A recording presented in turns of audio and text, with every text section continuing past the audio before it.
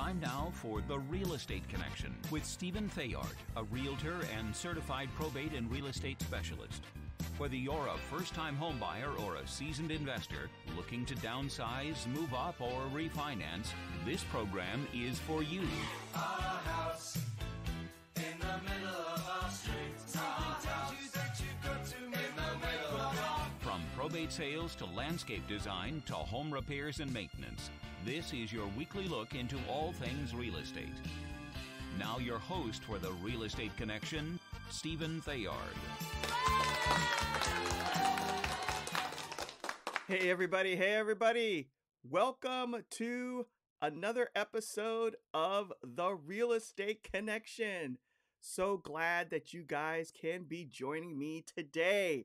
Wow, I was looking in the background and I was like, oh shoot, are we having technical difficulties? But there, we're back. Thank you for joining me again on another episode sponsored by Good Patriot Realty, a salute to home ownership. Thank you for joining us today. I'm the broker owner of Good Patriot Realty and put on these podcasts. I think we're trying to get in about maybe 2 times a month. I'd like to be more active here, but it seems like my duties in the business have been taking me other places. And so we're just trying to get as much information out there as we can. But if you're at all interested in buying or selling real estate in today's market and you need help navigating, give me a call at 408-472-0817. Again, 408-472-0817.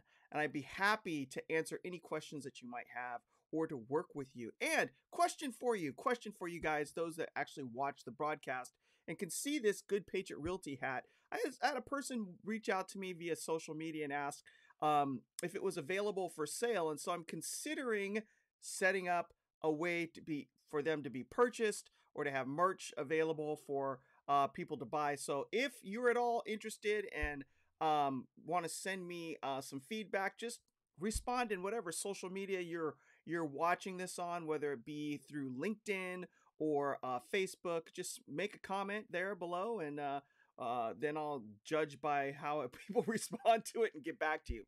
But let's get on with the show, okay? Let's get on with the show. All right, so the topic of today's show, which I think is very important in our market and economy, is the most important reasons for home ownership. I think we get distracted by the news of the day, the financial markets, what's going on with different conflicts around the world, the stock market's going up and down, gas prices, all this stuff, right? We just get distracted by all the noise and we forget why we buy the homes that we buy, why we hold on so tightly to the homes that we live in, and why you want to, if you're on the outside of the market, actually get into the real estate market. There are some very important reasons, and we're going to cover them on today's episode. So without any further ado, let's get started. Number 1, interest rates. Now, you're going to say, Stephen, interest rates, why are you starting with that? I mean, isn't that part of the reason why the market's so slow and people aren't buying, especially in high-priced areas like California, New York, Washington, D.C., Maryland, those types of areas? Well, interest rates, believe it or not, are the number one spot that you want to start with because they fluctuate. They go up and they go down. They go up and they go down. And so they drive certain mentalities within the market. And when they're up, sometimes it can create that fear word in the marketplace where we get everybody huddling together saying, oh no, they're so high, I don't want to buy a house, right? But you need to try to avoid groupthink, all right? And get into what's actually happening. Now, they seem high now, but they are historically low. If you look at the curve of interest rates over time in the real estate market throughout the United States of America, since we started doing long-term financing for purchasing of homes, we are still on the lower end. When I bought my first home, and I know I've said this a billion times, we were up around 7-8% 9%, I think, was my first interest rate when I bought my first home back in the mid to late 90s. Okay. Now, given I understand what you're saying, but Steven, the prices are higher and the interest rates are higher. It makes it hard. I get it. I get it. But there are ways to get around it. There are ways to make it work for you. What's the benefit? If you can pull yourself out of group think and not be frightened by the swirling winds around you in the ethos and move forward, you will find that you can negotiate better and you have less competition. If you keep moving with groupthink and you're in the crowd that's huddling over there in the corner, not moving out of fear, what'll happen is that when the fear subsides and the group moves and you move with it, you'll be back to where we were before, where there's too many people in the marketplace looking for too few houses, bidding the prices up, and they're skyrocketing. Right now, prices are a little bit flat, if not a little bit reduced, as we did in our last market update. We know in Northern California that the prices have come down 19%. We were complaining they were going up too fast. Now they're coming down, but the groupthink has people trapped in a corner and not moving in a market where you could take advantage of it. Even though the interest rates are higher, they're not going to stay there forever. And when the group gets out of the corner and comes back to the marketplace, what's going to happen? The home values are going to go right back up again. And guess what? If you moved right now where there was an opportunity to get in, where there was a little flat and reduced, who's going to benefit for when the market goes back up? That's right. You sitting right there listening to me right now. You're the one who's going to benefit. So yes, interest rates are higher, but they fluctuate. So, but with that being said, even if they are a little higher, you're still going to fix your rate, which means you're going to have stability in how much you're going to be paying for a house, right? With rent, you don't know whether it's going to go up next year or not. You don't know whether your landlord's going to decide to sell, right? With an interest rate that's fixed for 30 years, you know what your cost is going to be for the foreseeable future. And so you're going to grow into your payment. Most of you who are buying houses are successful in what you're doing. You're earning an income and you're becoming more valuable to whoever you're working for. And so over time, you're going to be making more money, which means you're going to grow into your payment. And then eventually that payment is going to become a piece of cake, easy to take care of. That's just what happens. So then what happens to you when the interest rates come back down? You're used to making a higher payment, you refinance to a lower rate, and all of a sudden you've got money in your pocket. How does that song go? Money doesn't jingle jingle, it folds. With that kind of savings, you're going to get folding money, right? It'll go into your back pocket. You can use it to invest into other things like yourself, your family, your future, maybe a second home, an investment property. So that's the benefit of the interest rate. You've got to see it from a different perspective other than what you're hearing in the marketplace is it's high, it's high. Okay, so that's number one. Number two, one of the most important reasons for owning a home, hedging against inflation. All right. So we're experiencing inflation. And so for all of you people who have owned your home, I don't know, for 10, 15 years, you're sitting on a pretty low interest rate and you fixed it for 30 years, which means your payment on your house is not being affected by inflation. I am going to give you a big, giant round of applause for that maneuver. That's fantastic. You've done it. You've hedged against inflation. Now, if you're still in the rental arena, right, those rents can still be going up on you, right? And so then you're having to deal with all the other high costs going up, along with maybe your rent going up. But when you buy a house and you have a fixed interest rate, you are fixing your payment and you don't have to worry about it going up as inflation rises, right? You're hedging.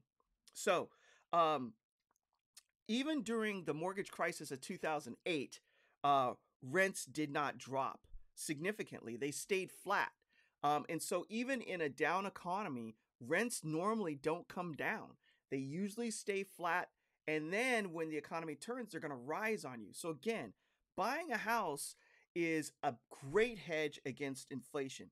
And then you'll have money as you grow into your payment again to save for the future. All right. So, now, what is the third most important reason for owning a home?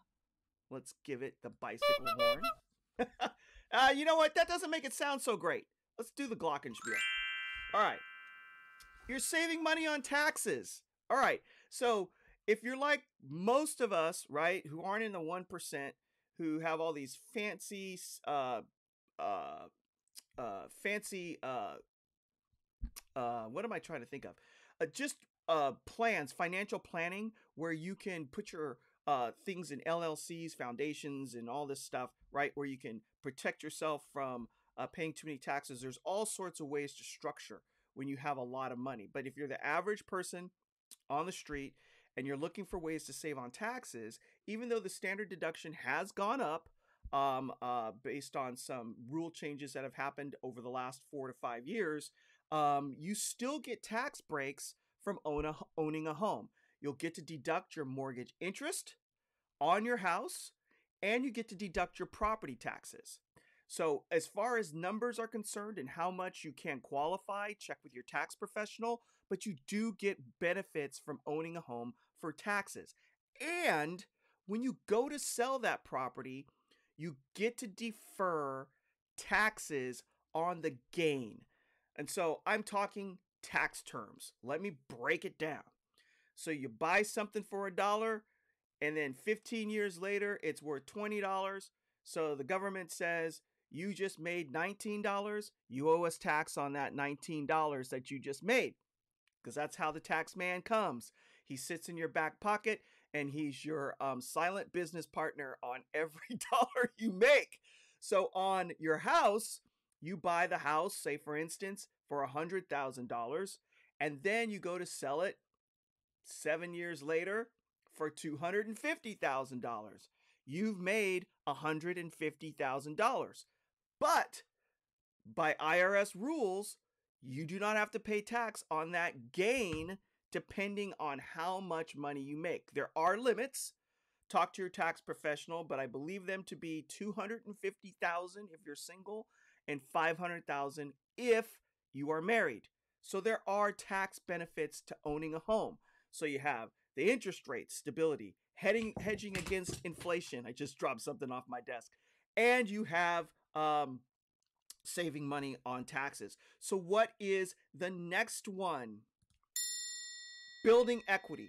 What is equity? Equity is the amount of gain that you have on the value of a property versus what you purchased it for.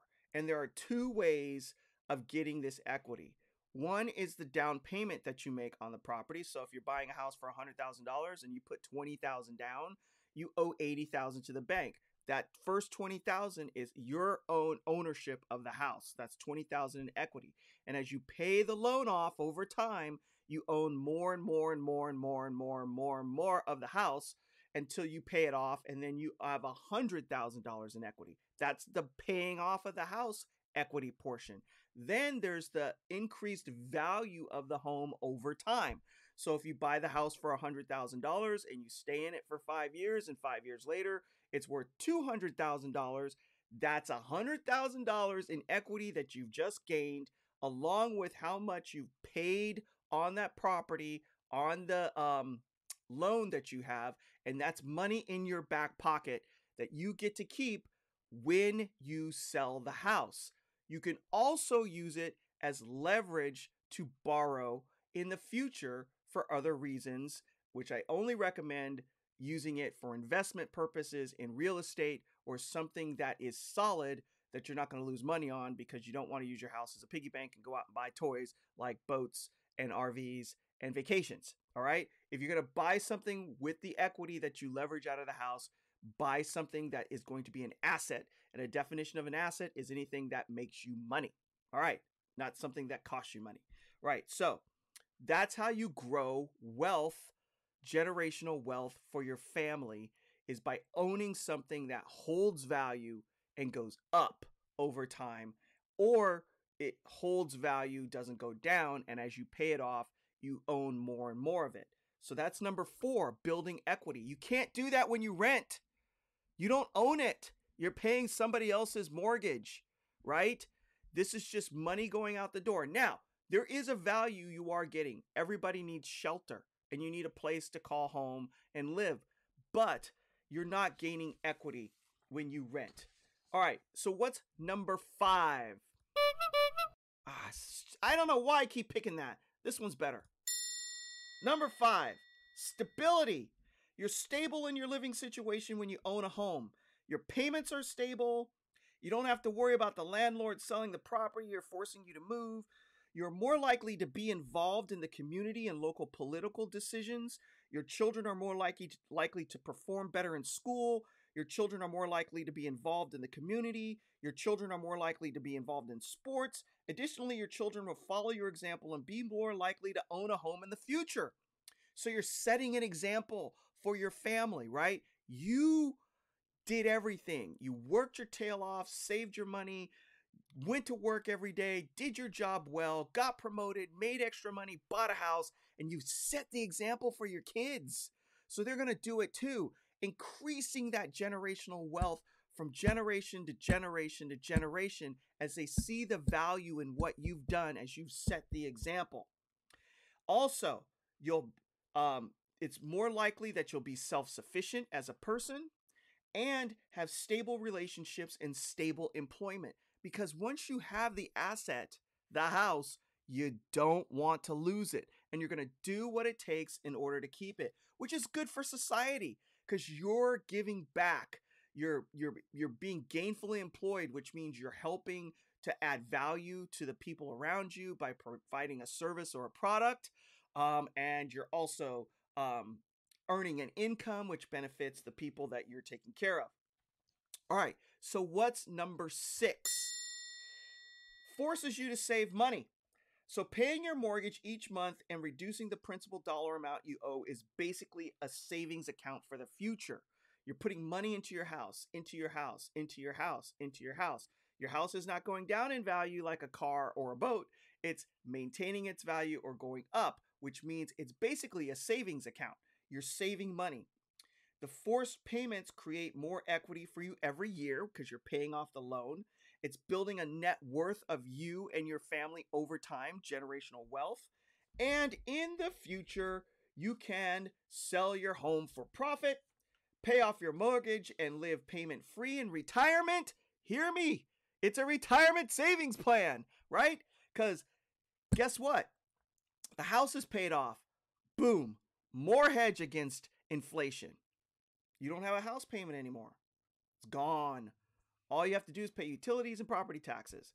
And so all that stuff's going up, but you don't have to worry about somebody knocking on your front door and saying, you owe me more money for rent. It's paid off. And that's something you can leverage into other things. Like I said, think of your home as a giant piggy bank and just be wise on how you use your savings out of that. Because in 2008, that's part of the reason why people lost so much money is they were pulling money out as the market was going up. You bought a house for $250,000 and 6 months it was worth $300,000 and you go, whoa, I got 50 grand in equity in this bank account. I've always wanted that boat. Let me take out 25,000 and go buy a boat. Well, then the market popped and that loan came due and that boat was gone. And so was the house. So be careful how you spend your money. All right, what's number 7? Building a strong credit history. The number one strength in credit to build a high credit score is paying a mortgage. It doesn't get any better than that. You can pay your car payments. You can pay your credit card bills, right?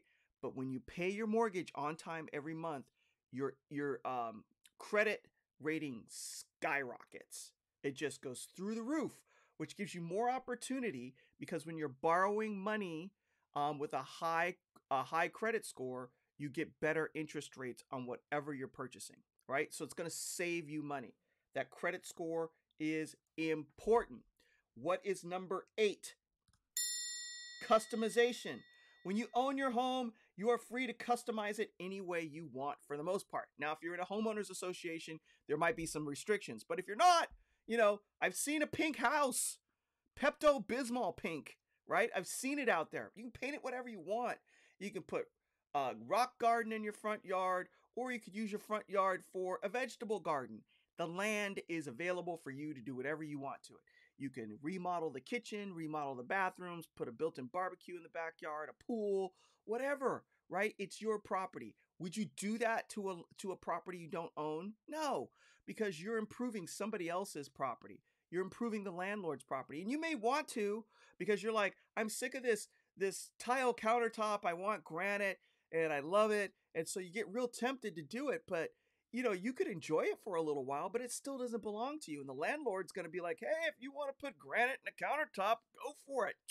You're improving my property and you're paying me rent, right? So wouldn't you want to be the landlord? If you buy a house, customize it, pay it off, get equity, use that to leverage into buying a property so that you're the landlord. That's the better way to go, right? So you get customization, and you don't want to do that when you're renting. All right, you can upgrade your floors, paint, remove walls, remodel kitchens, pools, hot tubs, tons of flexibility. All right, so what is number 9? Privacy.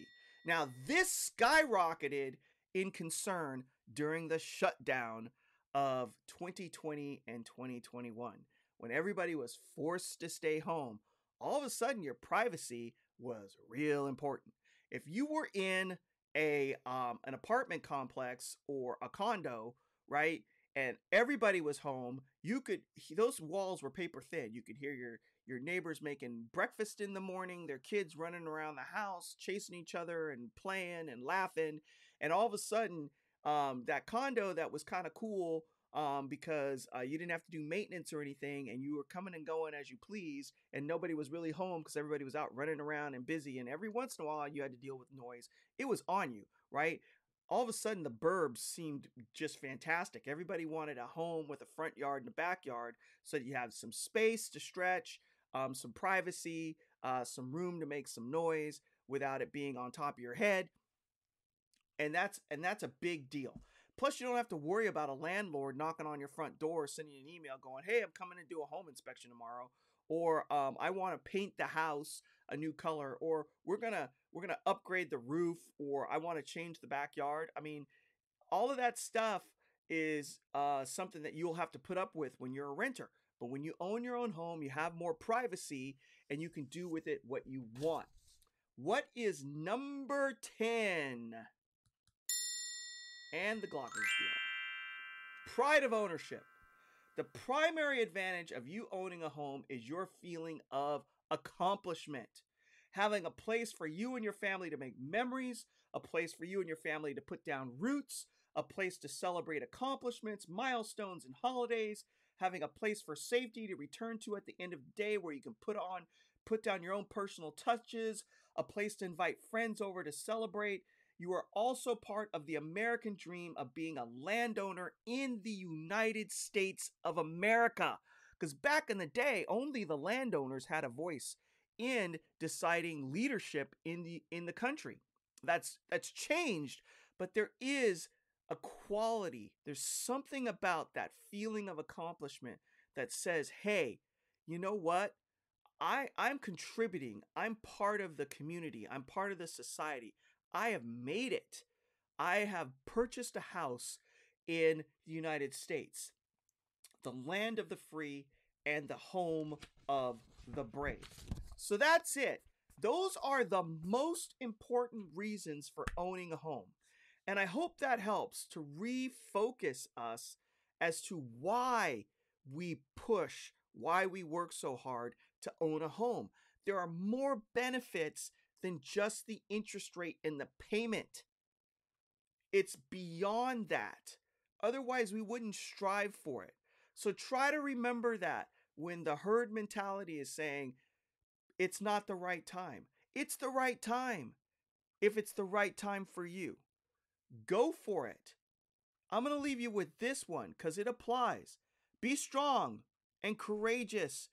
Do not be afraid. Do not be discouraged by the news or what everyone else is saying.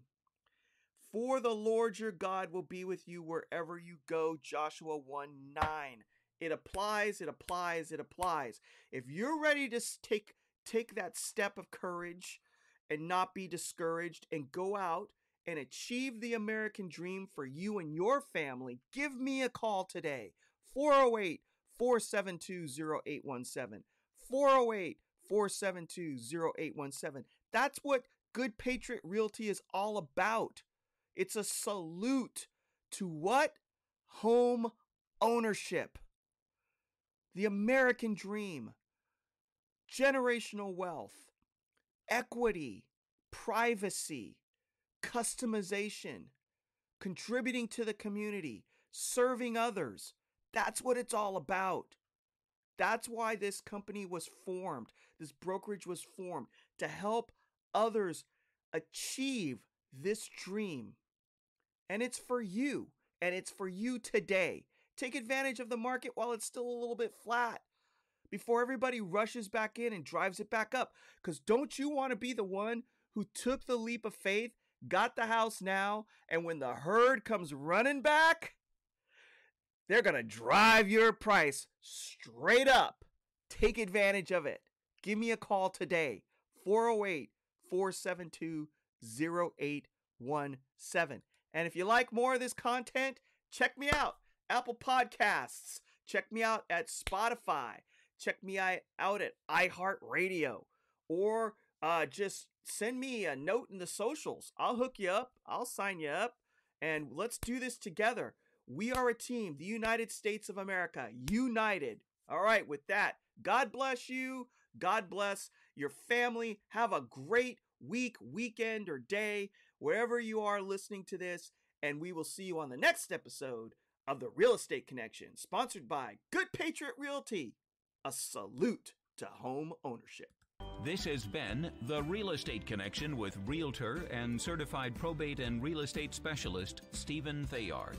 Licensed Cal BRE number 0170019. For more information on this program, visit realestateconnectionradio.com. To contact Stephen directly, call 408-472-0817 or email info@realestateconnectionradio.com. And be sure to tune in next week at this time for The Real Estate Connection.